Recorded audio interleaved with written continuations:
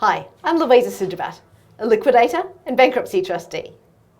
So today's question is, I'm about to receive a workers' compensation injury payout due to an injury that happened at work. Can I use this payment to buy crypto and gold and keep that through my bankruptcy?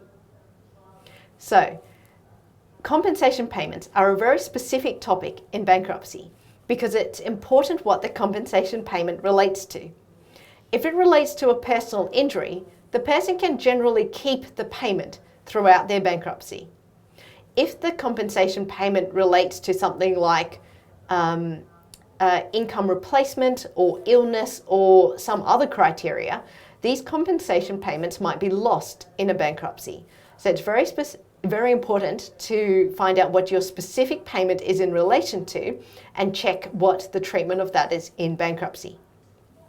Now, if it is in relation to a compensation payment from injury, the person can generally keep that throughout the bankruptcy, and also any assets that they buy with that compensation payment, if they use the compensation payment to fund all or substantially all of the purchase price.